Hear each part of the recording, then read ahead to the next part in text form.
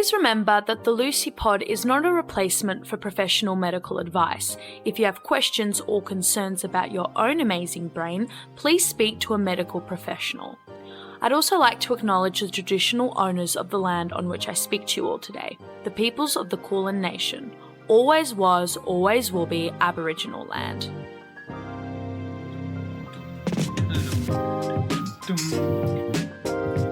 Hello everyone and welcome back to the Lucy Pod. I hope that you are all well and are staying safe, and I want to wish you guys a happy ADHD Awareness Month. I'm going to do that at the beginning of each episode that comes out this month, as embarrassing and strange as it may be.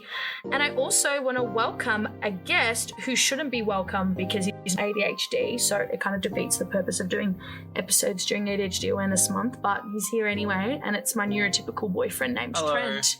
Hi, Trent. How are you? Good. Do you feel like you're gate crashing ADHD Awareness Month by using your neurotypical privilege to be on this episode? Perhaps I should feel bad about it. Yeah. Do you feel like a nepo boyfriend to have a girlfriend who has such a successful podcast and A bit. you get to be on it? Yeah, I might show myself out. I feel like an episode of Z-Way right now. I don't think I'm as funny as her though. No, probably not, but I like Zio.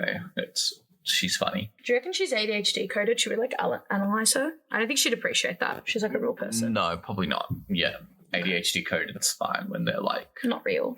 Yeah, exactly, not real. Like ADHD, it's not real. Do you know what else isn't real? What? So what are we doing on this episode? I want to talk about ADHD Awareness Month. My last episode that I did on it was very esoteric and a bit deep.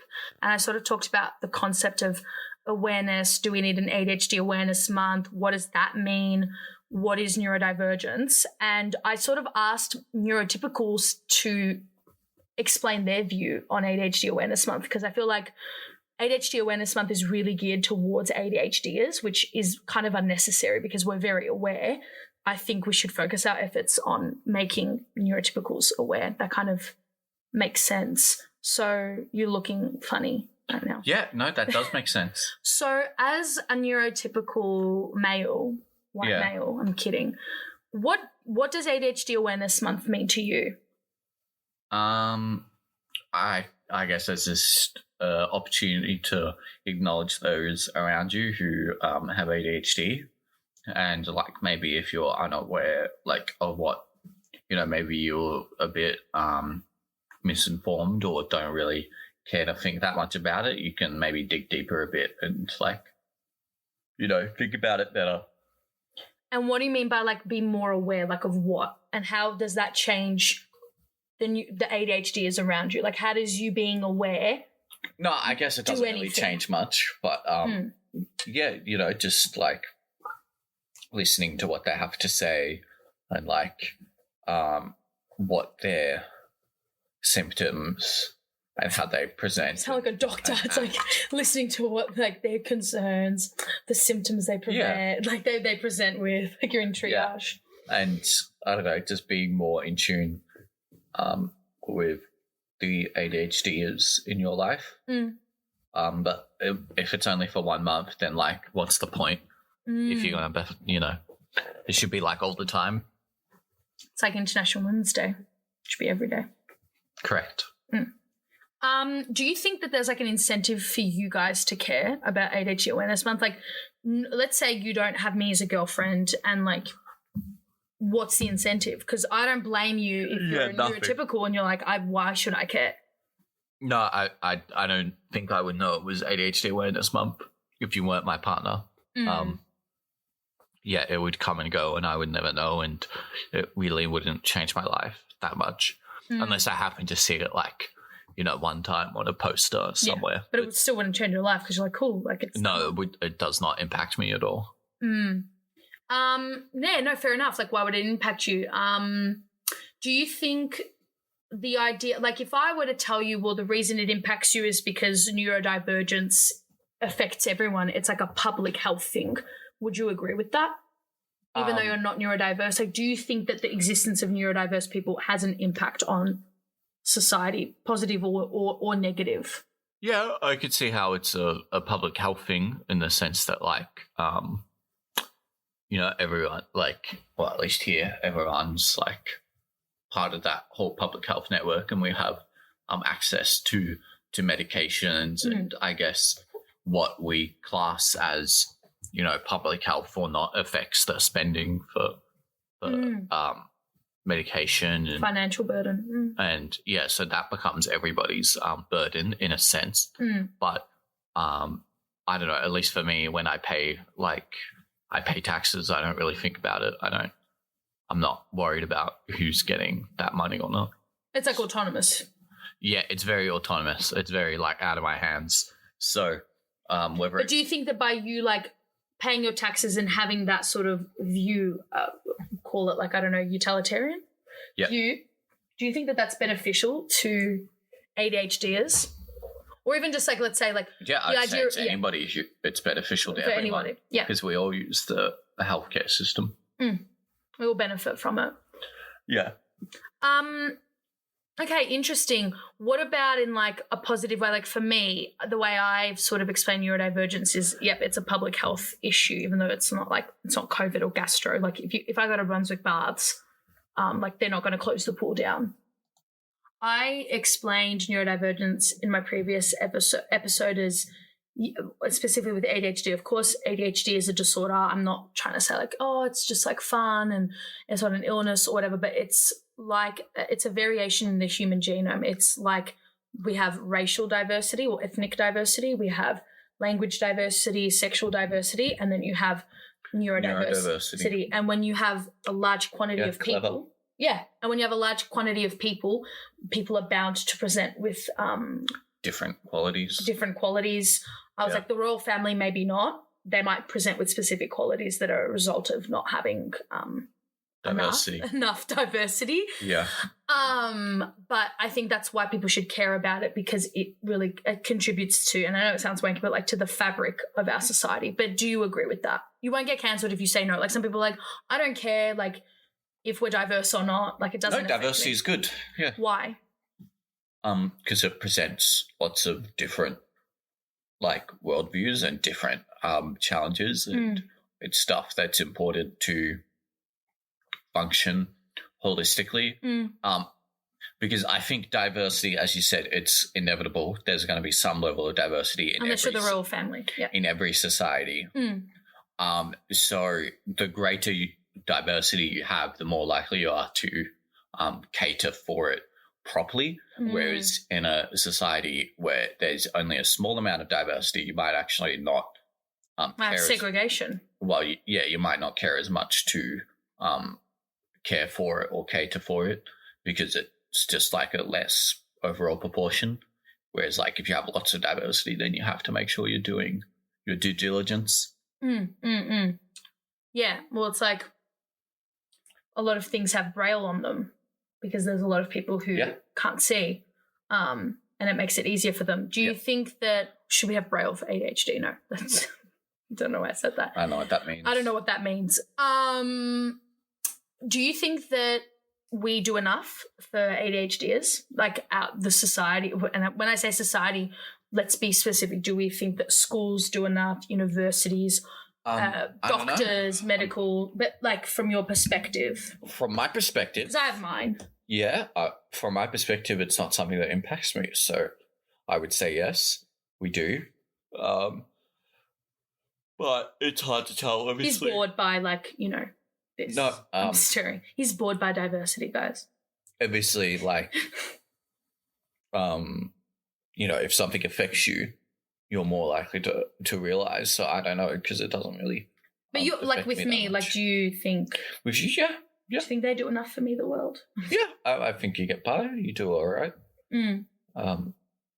I don't think you need any more support than what you get. Okay. Do you? Nah. You're doing all right? It's pretty cruisy for me. Yeah, exactly. So, yeah. I mean, I'm a very lucky predicament, so. There you go. Yeah, but, it's a spectrum, though. Yeah, you asked for my perspective. Yeah, no, I accept that. Do you think there's, like, less we should do? Like, do you think it's becoming a bit oversaturated? Like, I always think of that meme. I never believe in, like, that. It's like bollocks.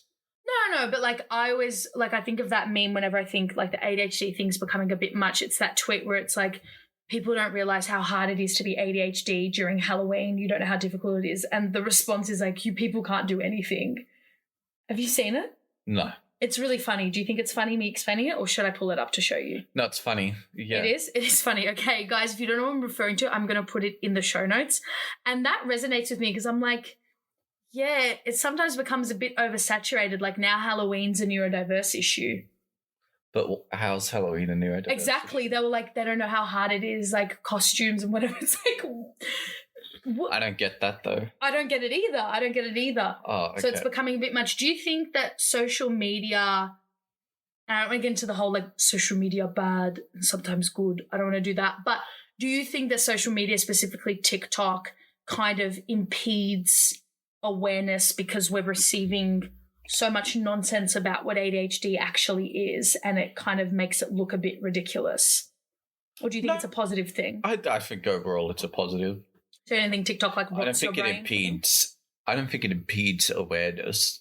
I think if it has any effect on awareness, it would be increasing awareness. But I feel like increased awareness. I'm playing devil's advocate. I feel like people increased awareness, then people over medicalize themselves, and then it starts with like the whole sure, you rub your feet together to sleep, your ADHD, and then we start pathologizing behaviors. Yeah, but and then everyone thinks they're ADHD. Yeah, but if you're not going to get a diagnosis unless you actually are ADHD. So who cares? Like That's true. What random TikTok you see, and then you have like whatever. Like, okay. Yeah, but like who cares about that random TikToker? But that does have real life effects because you get people becoming paranoid. But then if they go to that, yeah, but they never go. That's the issue, though. Do they go to their doctor? How many of those people go? Yeah, if they don't go, then that's on them, and they're not being medicated then anyway, so it doesn't matter. But do you think that then people look at that and go like, yeah, that's like problem for me, like it's this TikTok thing? If they want to go around telling people they're ADHD without a diagnosis because they saw a TikTok. No, I'm talking about viewers who look at those TikToks and are aware like people might be misinformed, or I don't even going to say faking their diagnosis. They might really think they're ADHD, but they're not. And there's people who view that and think like, oh, this is ridiculous. Like, so people are just making it up now. Do you not think that has like a detrimental impact on people believing that ADHD is real? Because some people really need to touch grass and don't think that it exists outside of TikTok, and they think that it's like this problem and people are making it up. Or do you think that that's just a small proportion? I think that's a small proportion. We shouldn't really worry about those people anyway. Yeah. Interesting. What's something that well, first of all, I've actually never asked you this, and I'm not like being silly. Did you know what ADHD was before you met me? Yeah, of course. What was it to you? Attention deficit hyperactivity disorder. Yeah, but what did it mean for you? Like if you somebody who was more prone to being distracted or couldn't hold focus on particular tasks or would jump from one task to another. And was really attractive and smart, like myself. Well, of course, but yeah, like forgetful, would like leave their phone in the other room or whatever. Yeah, or like that, like the dog in Up. Is he ADHD? No, but he says squirrel like when it's like a running. We're going to analyze him in the next episode. It's a running gag.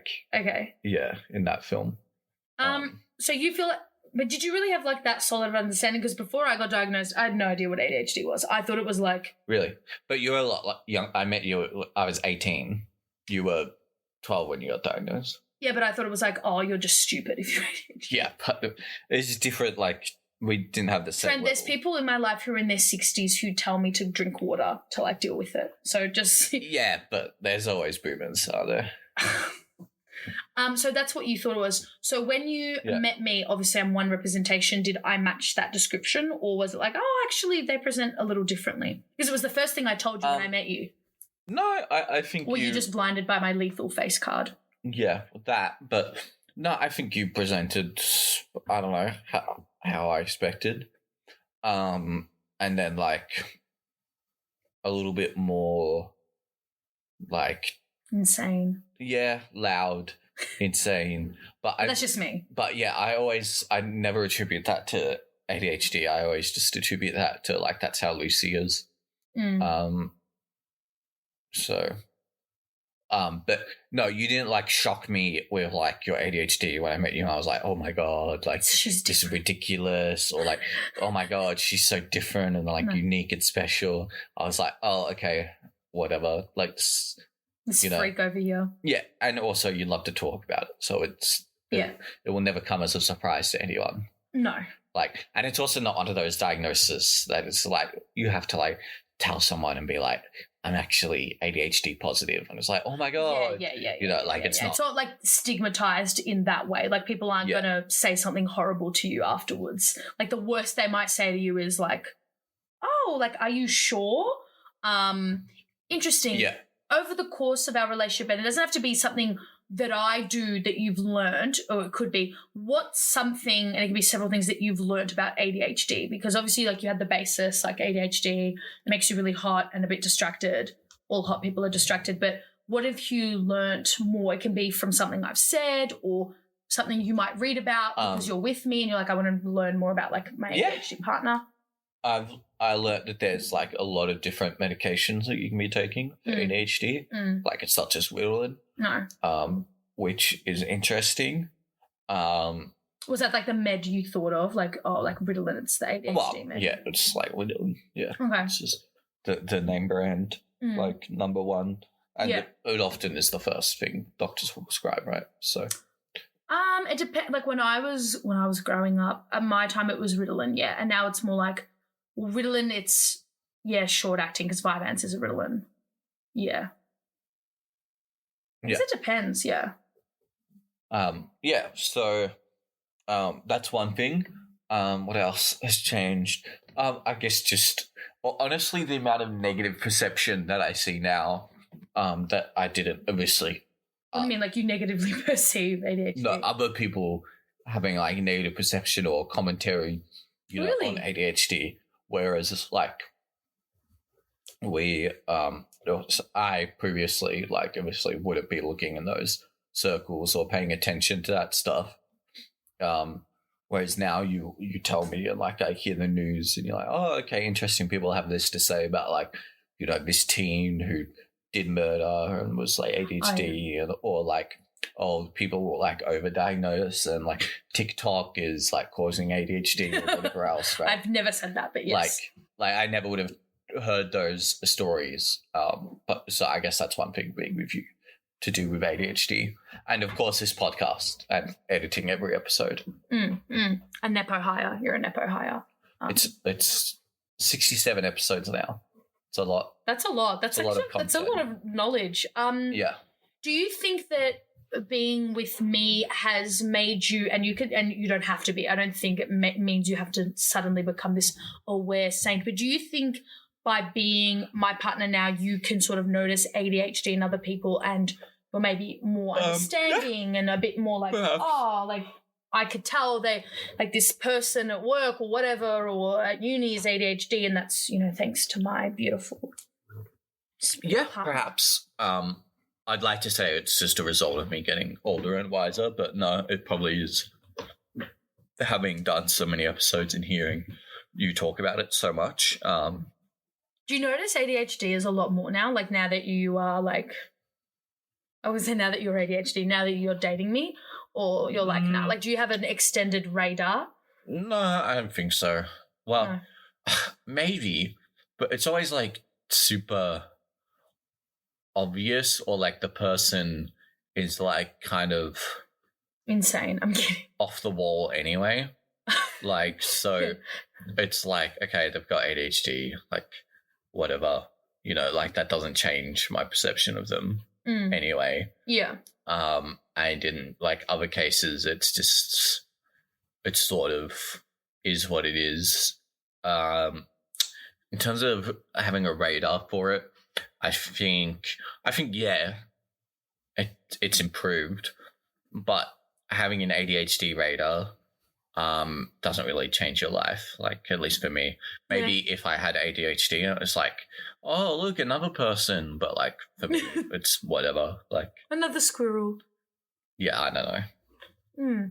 What's something actually, I'll leave that one to the end. This one's like a random question. We can cut it out because it's I'm sure it's fine. Yeah, I don't know. Like, are you sure? Are you ready or prepared with the reality that we may have a ADHD child? Yeah, it's fine. Whatever. Doesn't affect you. They'll be fine. Yeah, see, that's I'm not interesting. worried about our Like, children. I don't believe in eugenics or anything like that. And That's quite a leap.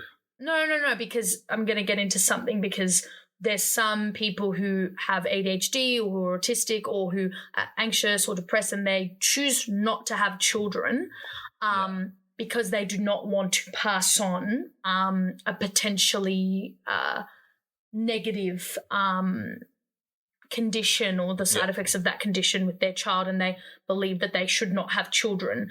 And that's their choice, and I respect that, and that's like totally fine. I get that if you don't want your child to have to deal with, a mental health issue that you might have. And whilst you think they'll be fine, and I also think they'll be fine, we're still having a child that has a disorder. Like, even with me, like, I'm very happy with my ADHD. I wouldn't change it. It's great.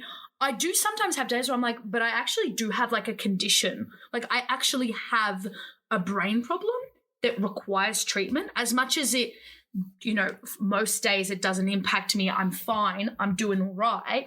It is a problem. It can be not that crippling of a disorder. But it's still a disorder though. Like, that's why I wouldn't be worried about our children because. No, but I'm not worried because it's going to be crippling. I'm still like, but my child is going to be born with a problem. Like, they're going to it's not guaranteed, but but let's say they are. It's like they have a condition, like they have a neurological condition though that may or may not require treatment. Of course, we'll love them and it'll be fine, and it'll have ups and downs. But it's still like this child's going to have a problem. But it's not. I don't know. I don't see it as a problem. It is what it is. Of course you wouldn't. Right. You don't live with it. Yeah, well. I'm staring. You don't live with it, and he looks over at me like, yeah, I do. I do live with it. Yeah. With it. 5 Children in It. That's a great movie, by the way. So you don't that doesn't distress you or worry you a bit that your child might have this. I'm more concerned that they'll get my high eye pressure, to be very honest. Okay. With you. All right. So that doesn't bother you? No. You're like, kesara, sara. Pretty much. Whatever will be, will be. What if they had to be medicated? Okay, it's fine. They can be medicated once they start high school or whatever. Oh, okay. Year 5, year 6. Would you medicate a child? I think 12 and up is appropriate. Why? Seems right. Below 10, it's why bother? They're a child. What if they're diagnosed? Unless they've got really violent tendencies and they're a threat to themselves or others. Okay, I don't know what condition you're thinking about. Well, you just talked about medicating a child in a general sense. Yeah. So yeah, I think. No, but I'm talking about medicating a child for ADHD. For ADHD, I think really until you're in year 9, 10, 11, 12, it doesn't matter that much. As long as they're learning. Obviously, they need to be getting their academic what if it just makes material. their life easier, makes their brain... Yeah, if they want it, whatever. But, they don't need it if their information retention is fine and they're still learning at school. But I was learning at school, but it was just very difficult and hellish. ADHD doesn't stop you from learning. It just makes it very difficult. Yeah, So you wouldn't medicate a child. What do you... It depends. It's really circumstantial, Lucy. Yeah. Love that. But I would say generally under 12-ish, before year 5, probably not. What if your child had depression? Would you medicate them then if they were little? It really depends. I guess in any extreme circumstance where you've exhausted all other options, it's always an option. Isn't it? True. It's nuanced. We'll see when we become parents, Yeah, it's nuanced. Exactly. And with that, guys, I want to announce... No, I'm kidding.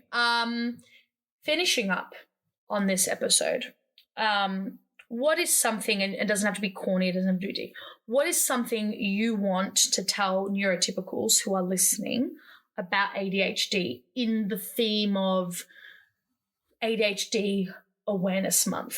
What's something they should know? It can be several things or it can be one thing. Yeah, it doesn't have to be like profound or anything. Yeah. You can just be like, they're all baddies, bag yourself one. Something neurotypical should know for ADHD Awareness Month. Patience is a virtue.